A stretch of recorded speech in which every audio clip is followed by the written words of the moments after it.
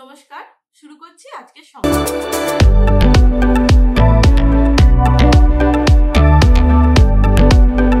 শুক্রবার বর্ধমান বিজেপি জেলা কার্যালয়ে এক সাংবাদিক সভার আয়োজন করা হয়।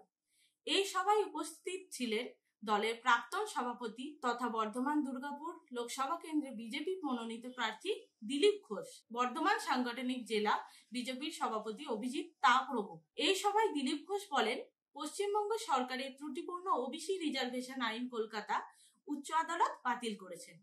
এই আইনে অন্যায়ভাবে মুসলিমদের জাতিগত শংসাপত্র দেওয়া হয়েছে, যা সঠিক কাজ হয়নি বলে উচ্চ আদালত রায় দিয়েছেন। এর ফলে 5 লক্ষ যে ওবিসি সার্টিফিকেট প্রদান করা হয়েছে তা বাতিল বলে গণ্য হবে। দিলীপ ঘোষ বলেন, মূলত রাজনৈতিক স্বার্থেই এই আইন করা হয়েছিল। মুখ্যমন্ত্রী বলেছেন নিজে যে তিনি হাইকোর্টের এই সিদ্ধান্ত মানবেন না।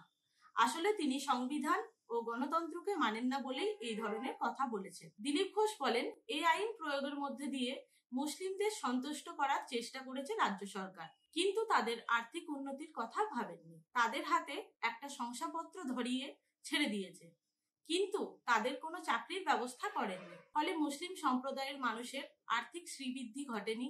দেখা গেছে পশ্চিমবঙ্গে বসবাসকারী মুসলিমরাই সবচাইতে গরিব। অন্য রাজ্যে মুসলিমরা কেন্দ্রীয় সরকার প্রদত্ত যে সমস্ত সুবিধা পেয়েছেন, এখানে তা পেতে দেওয়া হয়নি। বিভিন্ন কেন্দ্রীয় প্রকল্পকে আটকে দেওয়া হয়েছে, ফলে এর সুবিধা থেকে বঞ্চিত হয়েছে এই রাজ্যের মানুষ। দিলীপ ঘোষ বলেন, বিজেপি চায় সকলের উন্নয়ন, এগিয়ে চলা আর সকলকে নিয়ে দেশকে এগিয়ে নিয়ে যাওয়া। এটাই নরেন্দ্র মোদীর এগিয়ে চলার পথ। সেই পথেই দেশ আগামী দিনে এগিয়ে যাবে। কিন্তু কিছু রাজনৈতিক দল ও তাদের নেতা নেত্রীরা দেশ বিরোধী কিছু কথাবার্তাও বলেছেন, যা কোনোভাবেই কাম্য হতে পারে না। মানুষ ভবিষ্যতে এদের উপযুক্ত জবাব দেবেন। মাননীয় প্রাক্তন রাজ্য সভাপতি দিলীপ দা এবং বর্তমানে উনি আমাদের বর্ধমান দুর্গাপুরের ভারতীয় জনতা পার্টির মনোনীত প্রার্থী, আপনারা সবাই জানেন। তো কালকে একটি ইস্যু হয়েছে ওবিসি সংরক্ষণ নিয়ে। সেই ইস্যু নিয়ে হাইকোর্টের যে জাজমেন্ট, দিলীপ দা বিশদে ওই ব্যাপারে বলবেন। মহামান্য কলকাতা উচ্চ আদালত যে রায় দিয়েছেন, পশ্চিমবঙ্গ সরকারের ত্রুটিপূর্ণ ওবিসি রিজার্ভেশন আইন তাকে বাতিল করেছেন এবং তার দ্বারা প্রাপ্ত প্রায় 5 লক্ষ সার্টিফিকেটকেও বাতিল করা হয়েছে। এটা একটা রাজনৈতিক পদক্ষেপ ছিল টিএমসি সরকারের, অনেক বড় একটা ফ্রড, যার বিরুদ্ধে আমরা লড়ছিলাম যখন থেকে সিপিএম এটা শুরু করেছিল 10 সালে। তাদের উদ্দেশ্য ছিল রাজনীতিক, মুসলমান সম্প্রদায়ের ভোট নেওয়ার জন্য। এর ফলে হিন্দু মুসলমানের যেমন বিভেদ তৈরি হয়েছে, সেরকম সংবিধানের যে আত্মা আছে তাতেও চোট পৌঁছানো হয়েছে। সংবিধানে আমাদের হিন্দু সমাজের মধ্যে যে পিছিয়ে থাকা জাতিগুলো, তাদেরকে মূল স্রোতে নিয়ে আসার জন্য কোথাও কোথাও সংরক্ষণ দেওয়া হয়েছে পড়াশোনাতে, চাকরিতে, যাতে পুরো সমাজ একসঙ্গে চলতে পারে। কিন্তু ধর্মের আধারে কোনো সংরক্ষণের সেখানে প্রাবধান নাই। কিন্তু সিপিএম সেটাকে শুরু করেছিল, টিএমসি সেটাকে বাড়িয়ে নিয়ে তার সুযোগ নিয়েছে। সিপিএম অনেক অপকর্ম শুরু করেছিল, তাদের আমলে চিটফান্ড শুরু হয়েছিল, সেটা আজকে মহিরুহ ধারণ করেছে। 80,000 বা 1 লাখ কোটি টাকার তাতে দুর্নীতি হয়েছে। শাহজাহান শেখের মতো ছিঁচকে মস্তানদের তারা মস্তান বানিয়েছিল, হাতে পিস্তল তুলে দিয়েছিল। আজকে টিএমসি তাদের মহিরুহ বানিয়ে AK-47 তুলে দিয়েছে। তারা বড় গুন্ডা হয়ে গেছে, নেতা হয়ে গেছে। ফলে সমাজে যে অব্যবস্থা, মহিলাদের উপর অত্যাচার, রাজনীতিক হিংসা এবং দুর্নীতি বেড়েছে। টিএমসি এই সমস্ত গাছগুলোতে বিষ গাছে জল দিয়ে বাড়িয়ে এটা করেছে। ঠিক সেরকম কেবল রাজনৈতিক স্বার্থে, কেবল ইলেকশন জেতার জন্য সমাজের পিছিয়ে থাকা অংশকে আর বারবার ব্যবহার করা হয়েছে। মুসলমানদেরকে গরিব রাখা হয়েছে, দিয়ে তাদের সামনে ললিপপ দেওয়া হয়ে গেছে, তোমাদের ওবিসি করে দিলাম।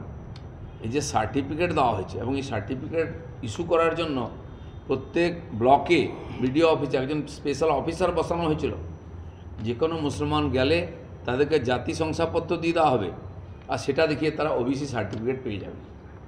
যতদূর মনে পড়ে প্রায় 158টা জাতি মুসলমানদের মধ্যে বার করা হয়েছে। যদিও মুসলমান সমাজে কোনো জাতপাত নেই ইসলামে, তারা স্বীকার করেন না, কিন্তু ওয়েস্ট বেঙ্গল গভর্নমেন্ট এই এতগুলো জাতি বার করেছে, আরও বোধহয় বেশি হয়েছে পরে।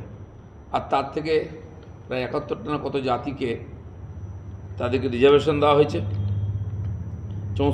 তার মধ্যে 71-এর মধ্যে 64টি জাতি মুসলমানের মধ্যে নেওয়া হয়েছে ওবিসি, হিন্দুর মধ্যে মাত্র 4টি জাতিকে ওবিসি দেওয়া হয়েছে। এবং এসসি এসটির যে সুবিধা সেটাও মুসলমানদেরকে অনেক জায়গায় দেওয়া হয়েছে এবং জাল শংসাপত্র দেওয়া হয়েছে। এসটি এসসি ওবিসি জাল সার্টিফিকেট বহু জায়গায় ধরা পড়েছে। আমি প্রতিবাদ করেছিলাম যে সন্দেশখালীতে এত চলছে সংগ্রাম, সেখানকার যে এমএলএ সম্ভবত সুকুমার মাহাতো নাম, মাহাতো মানে কুর্মী হয় আমরা জানি, তারা ওবিসির জন্য লড়াই করছেন, এখনও পাননি তারা এসটির জন্য, কিন্তু তিনি এসসি সার্টিফিকেট পেয়ে এমএলএ হয়ে গেছেন। কত বড় জালিয়াতি হয়েছে এটা! কোথাও কুর্মীরা এসটি নন।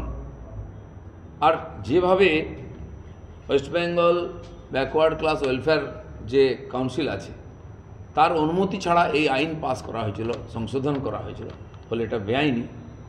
যদি সেই ক্ষমতার জোরে আপনার মুসলমানদের ওবিসি করে দিতে পারেন, তাহলে কুর্মীদের যে অধিকার ছিটিয়ে নিয়েছিলেন আপনারা, কেন তাদেরকে এসটি করে দিলেন না?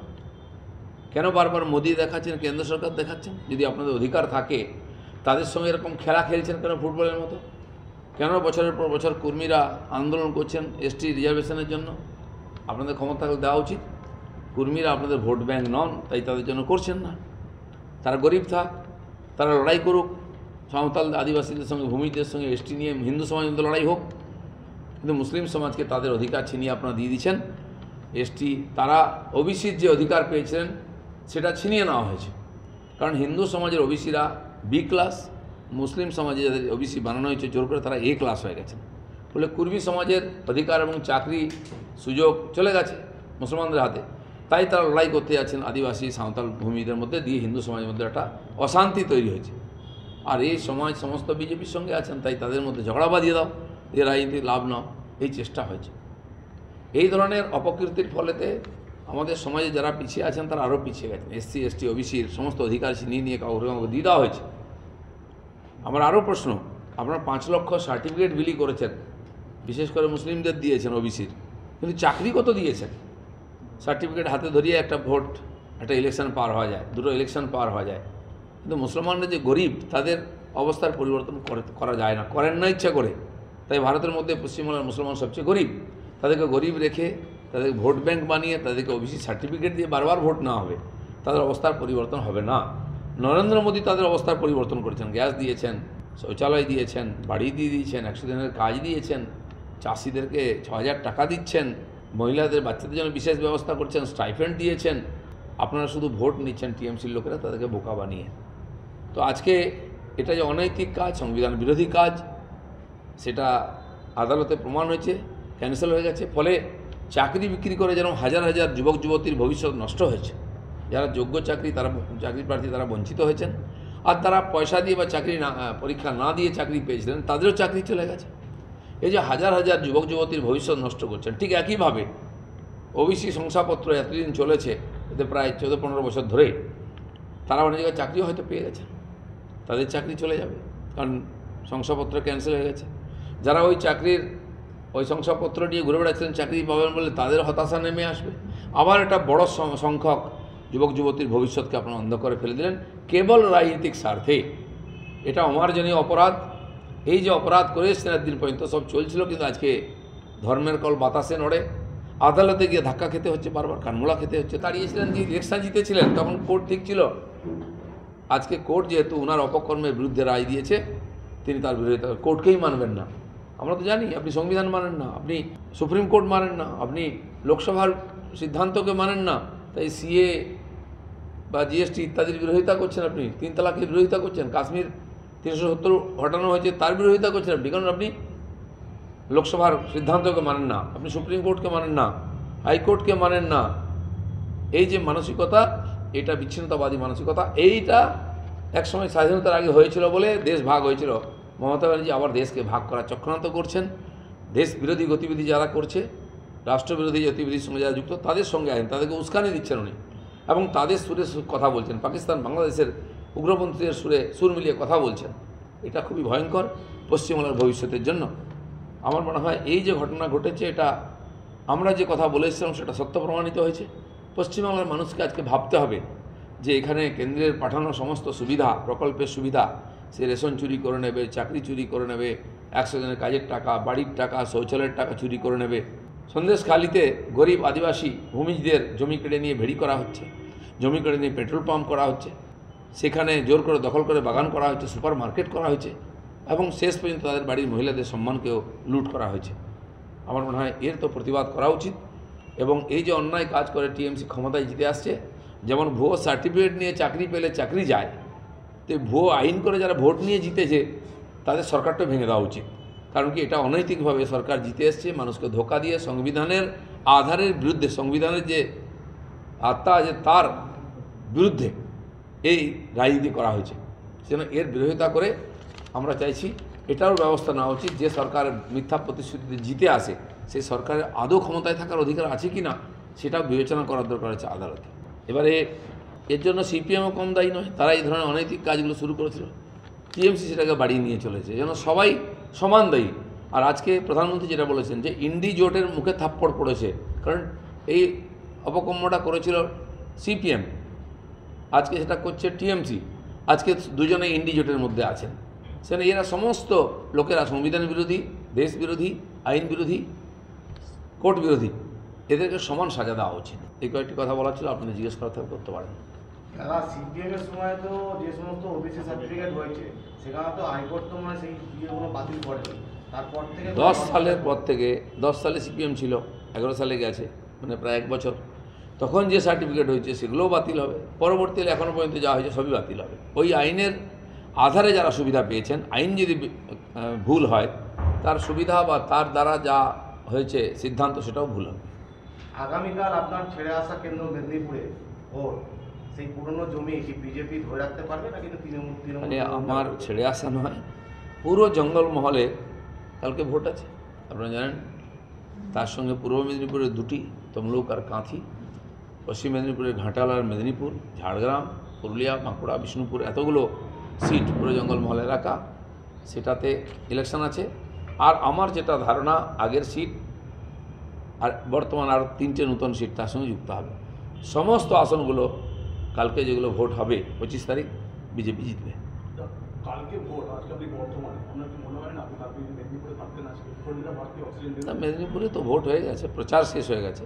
আমি কাল পর্যন্ত পরশুদিন মেদিনীপুরে ছিলাম, তারপরের দিন পরশুদিন ছিলাম বিষ্ণুপুরে, কালকে বাঁকুড়ায়, তার আগের দিন মেদিনীপুর, ঝাড়গ্রাম, সব প্রচার করে আমি এসেছি পর। সেটা আমার কাজ, এটা আমি করে এসেছি, ওখানকার বাকিরা সামলাচ্ছেন।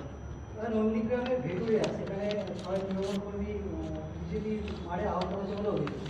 নন্দীগ্রামে মুখ্যমন্ত্রী নিজে গিয়ে হেরেছেন বিধানসভায়, সেজন্য ওখানে জেতার সম্ভাবনা নেই। বড় একটা লিড আমরা পাবো।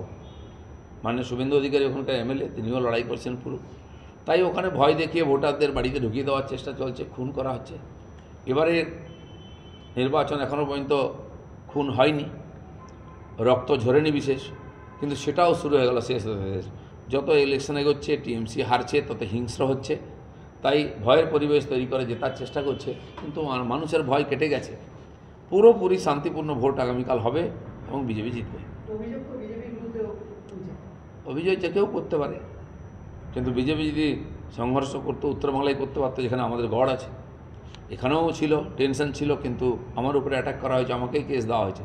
আমরা কিন্তু মারপিটে যাইনি, কারণ আমরা জানি এই করে আমাদের ভোটকে প্রভাবিত করার চেষ্টা হচ্ছে। মানুষ শান্তিপূর্ণ ভোট দিয়েছেন, বিজেপির পক্ষে ভোট দিয়েছেন। কমিশনের নির্দেশে আপনাদের বিভিন্ন নেতার বাড়িতে রেড হয়েছে, কমিশনের ভূমিকা কি? কমিশনের এতে রেড হয়েছে কিনা আমার জানা নেই। লোকাল পুলিশও রেড করতে পারে, এগুলো তদন্ত হওয়া উচিত। নাহলে রাস্তাঘাটে আমাদের কর্মীদের বাড়িতে মণ্ডল প্রেসিডেন্টকে অ্যারেস্ট করে নিচ্ছে, এটা কি কমিশন বলেছে নাকি? তাহলে তো এখানকার এমএলএ থেকে আরম্ভ করে সবাইকে অ্যারেস্ট করা উচিত। সমস্ত ক্রিমিনাল আছে এখানে টিএমসির নেতারা, তাদের গায়ে হাত দেয়নি তো কমিশন, কারণ তারা ধমকিয়েছে আগের দিন, ভোটের দিন পর্যন্ত ভয় দেখিয়েছে বাড়ি বাড়ি গিয়ে। আমরা কমপ্লেন করেছিলাম কিন্তু কিছু করেনি। আমার তো মনে হয় এগুলো পুলিশ সব করছে, কমিশন এত দেখছে না, আর এটা কমিশনের চিন্তাভাবনা করা উচিত। গতকাল আগামীকাল ভোট, তার আগে এগরাই শিশু শিক্ষা কেন্দ্রের ছাদে বোমা উদ্ধার হলো। আগে তো অনেক বেশি বোমা পাওয়া যেত, এখন কম পাওয়া যাচ্ছে। তার মানে হিংসা কমছে, আর কমছে এই জন্য যে কেন্দ্রীয় বাহিনী আছে এখানে, তারা অত্যধিক অ্যাক্টিভ, গুন্ডাদের বাড়ি থেকে বেরোতে দিচ্ছেন না, এবং নির্বাচন কমিশন একবারে তীক্ষ্ণ নজর রেখেছে। সেই জন্য এত শান্তিপূর্ণ ভোট পশ্চিমবাংলায় হচ্ছে, ভোটের পার্সেন্টেজও ভালো হয়। চলুন, ধন্যবাদ।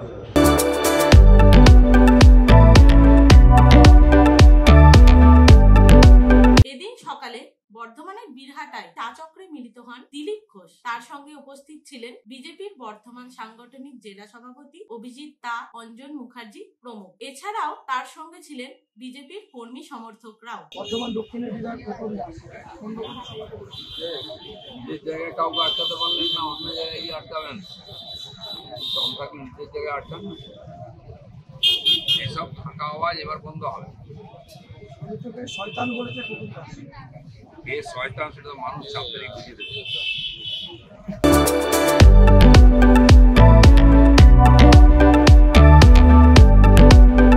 নমস্কার, আজকের সংবাদ এই পর্যন্তই।